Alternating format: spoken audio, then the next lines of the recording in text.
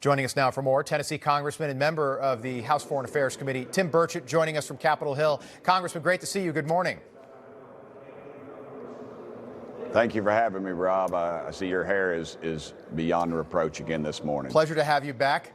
You look good, as always. So, Congressman, interesting hearings yesterday on the Hill.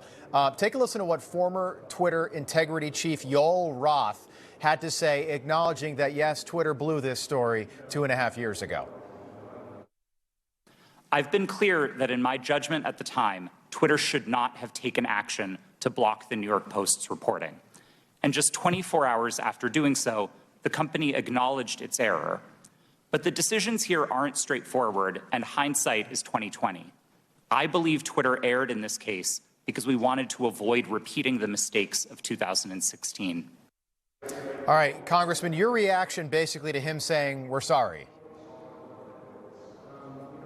Well, it's like I tweeted about it yesterday at my @Tim Burchett site. I said it's kind of like a bank robber getting caught as he walks out of the bank. Well, I'm sorry, here you can have the money back. We're all good, right?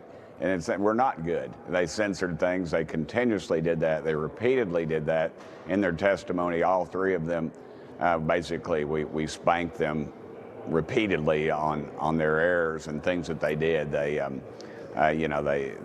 took Marjorie Taylor Greene off the air. I made the comment about how an Ayatollah said some horribly anti-Semitic things about Israel and Jewish folks, and yet he stayed on the air, but they took President Trump off completely, and they never did take the Ayatollah off. They didn't even block what he said, as horrendous as it was. So they are obviously another episode of big tech in bed with the far left. Yeah, Politico had some interesting reporting about the Hunter Biden laptop story, basically saying that this is all about Joe Biden. Quote, while Republicans will likely beat up on former Twitter executives for allegedly censoring conservative viewpoints. By the way, I don't know why they have to say allegedly. The GOP's own framing suggests there's a bigger political goal at play, and that is to spend time throwing shade at President Joe Biden. What do you make of that? And do you think this story even matters to the public at this point?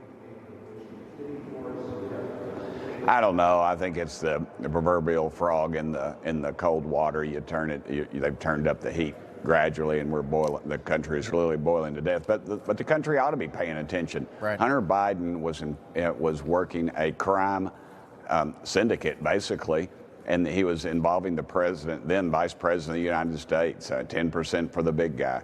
The only person who gets 10% is the church, and that's tithe. And this isn't a tithe. This is paying. This is just like in the mob. Everybody gets their cut, and that's exactly what they're doing. And people ought to worry. I mean, you have China flying over, his involvement with the Chinese. It's very evident what's going on. We have a White House that has been compromised.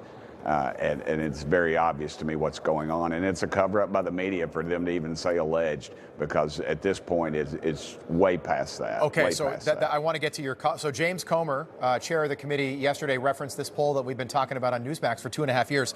According to a post-election poll, 2020, 17% of voters said they would have voted for Donald Trump, not Joe Biden, if they had known about the laptop before the election. 17%. And Congressman Comer referenced that yesterday.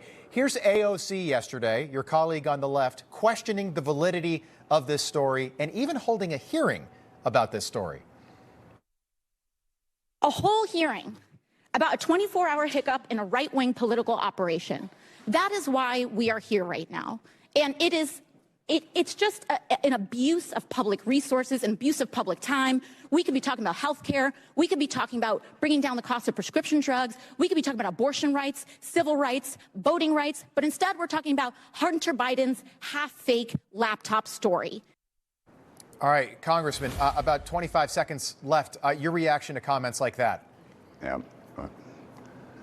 Well, my friend AOC, we spent the last 4 years talking about those things and embracing that far left ideology.